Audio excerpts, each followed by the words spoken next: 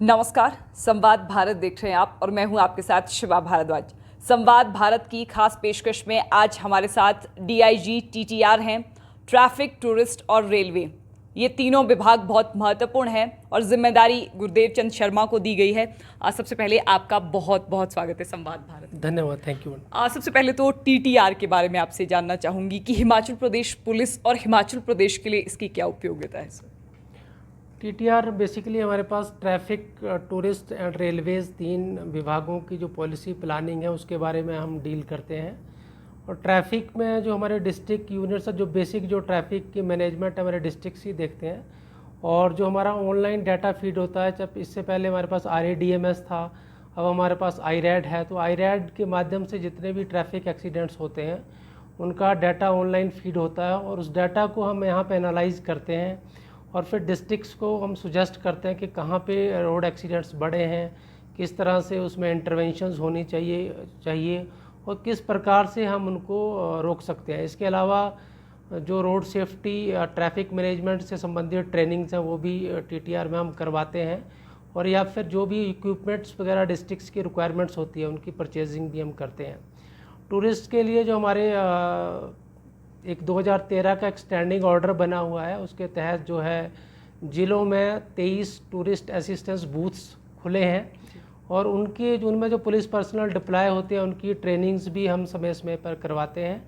और रेलवेज़ का हमारे पास 2 पुलिस स्टेशंस हैं, एक GRP पुलिस स्टेशन शिमला में है, एक GRP पुलिस स्टेशन कांगड़ा में है। तो रेलवे के जो एरिया है, रेलवे ट्रैक या रेलवे प्रॉपर्टीज़ से संबंधित जितने भी ऑफेंसेस होते हैं तो वो हमारे GRP पुलिस स्टेशंस में रजिस्टर होते हैं और उनकी इन्वेस्टिगेशन हम करते हैं। आपने कहा कि रोड एक्सीडेंट, रोड सेफ्टीज़ पर आप काम करते हैं, लेकिन हिमाचल प्रदेश में हर साल एक्सीडेंट्स की संख्या लगातार बढ़ती रहती है। आपने कहा कि आप एक एडवाइजरी के तौर पर भी काम करते हैं, एडवाइस देते हैं, लेकिन आपको क्या लगता है कि हिमाचल प्रदेश में कहाँ काम करने की ज़रूरत है ताकि इन रोड एक्सीडेंट्स को रोका जा सके? रोड एक्सीडेंट्स को रोकने के लिए यदि हम अभी पिछले सालों का डाटा को कंपेयर करें तो हमारे यहाँ पे हिमाचल में सड़क दुर्घटनाओं में कमी आई है और जो डेथ हुई हैं और जो इंजरीज़ हुई हैं उनमें भी कमी आई है। हालांकि ट्रैफिक हर साल बढ़ता जा रहा है, इसके बावजूद भी जो हमारी इंटरवेंशंस हैं उसकी वजह से, पुलिस की इंटरवेंशंस की वजह से कमी आई है।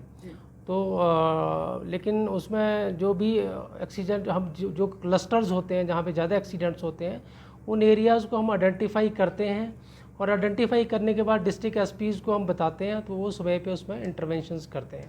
सर, आपने कहा कि आपका जो विभाग है वो रेलवे के साथ भी जुड़ा हुआ है, लेकिन रेलवे के लिए रेलवे प्रोटेक्शन फोर्स भी है, तो टीटीआर रेलवे के साथ कैसे कोऑर्डिनेट करता है? क्योंकि हिमाचल प्रदेश में तो हमारे पास 2 थाने, पहला शिमला में, दूसरा कांगड़ा में, तो रेलवे के साथ कैसे कोऑर्डिनेट किए जाते हैं सर? रेलवे बेसिकली जो RPF है उनके साथ ही मिलकर के हम भी काम करते हैं।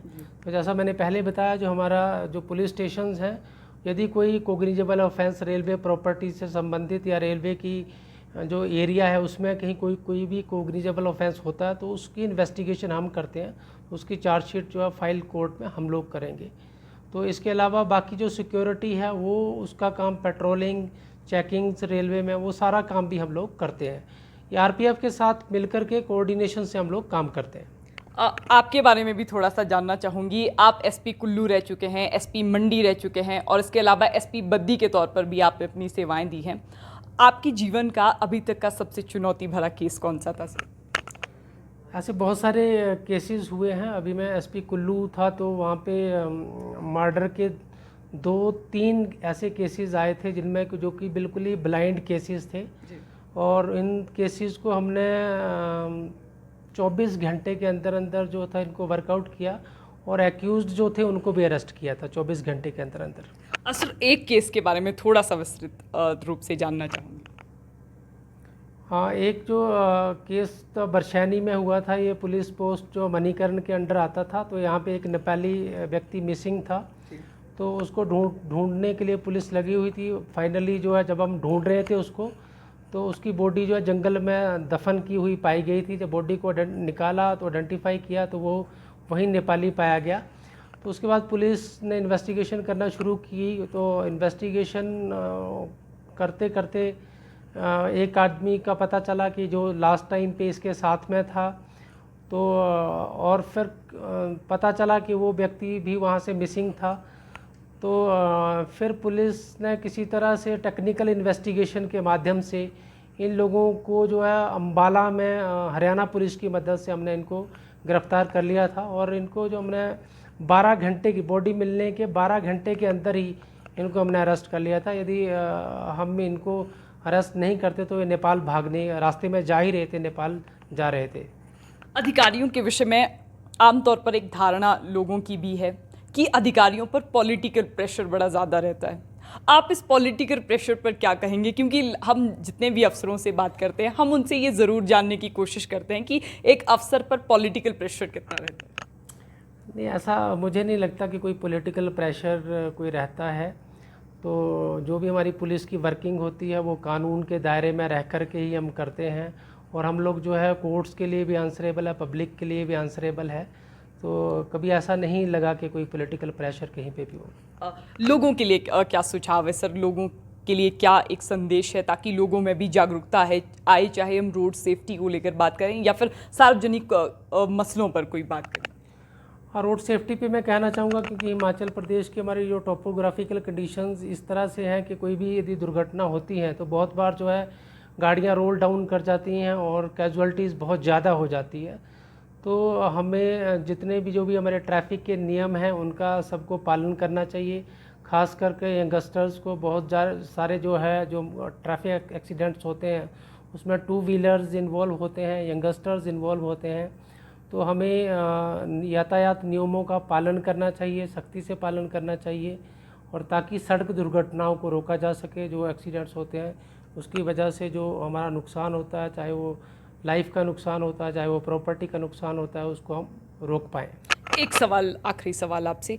ब्लैक स्पॉट्स हम देखते हैं कि सड़कों पर विभिन्न जगह पाए जाते हैं, हालांकि इनको आइडेंटिफाई भी किया जाता है। इनका सड़क हादसों में आप कितना बड़ा रोल मानते हैं सर? सड़क हादसे जो है ब्लैक स्पॉट्स में भी कुछ स्पॉट्स होते हैं जो कि इंजीनियरिंग प्रॉब्लम्स की वजह से भी कई बार एक्सीडेंट्स हो जाते हैं। तो उसको भी हम आइडेंटिफाई करते हैं और PWD या NHAI को भी हम उन स्पॉट्स को बताते हैं। तो समय समय पे उसका सुधार भी किया जाता है। जो भी इंजीनियरिंग सॉल्यूशंस होते हैं तो वो किए जाते हैं विभागों की तरफ से।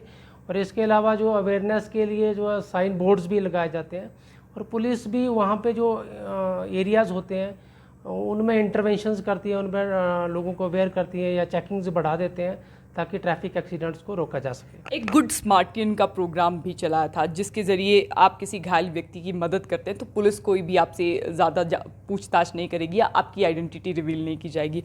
तो कोई ऐसा प्लान है आपका वो आगामी भविष्य में ताकि हिमाचल प्रदेश में और इस तरह की योजनाओं पर काम किया जा सके? गुड स्मैर्टिन ऑलरेडी इम्प्लीमेंट किया गया है। ये सुप्रीम कोर्ट की भी डायरेक्शंस थी, उसके आधार पर ये सभी ज़िलों को निर्देश दिए गए और सभी ज़िला इस पे काम भी कर रहे हैं। और इसका पर्पज़ यही है कि जनरली पहले ये होता था कि लोगों को ये लगता था कि एक्सीडेंट हुआ है, कोई गिरे पड़े हैं लोग तो उठाते नहीं थे कि पुलिस हमारे से पूछेगी। तो इस तरह का कोई डाउट किसी के मन में ना रहे, कोई किसी को कोई परेशानी ना हो। और जो इंजर्ड है बेसिक पर्पस है लोगों की लाइफ को सेव करना, तो इस तरफ लोग ध्यान दें, इसलिए इसको स्कीम को लॉन्च किया गया है और सभी डिस्ट्रिक्ट्स इस पे काम कर रहे हैं। मुझे लगता है कि और अवेयरनेस की ज़रूरत होगी तो हम इस पे और अवेयरनेस के लिए भी काम करेंगे। आपने अपना समय दिया, आपका बहुत बहुत धन्यवाद। थैंक यू, धन्यवाद। आज हमारे साथ DIG TTR थे। हम आपको बार बार बता रहे हैं TTR जुड़ा है ट्रैफिक, टूरिस्ट और रेलवे से। तो बहरहाल संवाद भारत के साथ अभी के लिए बस इतना ही। नमस्कार।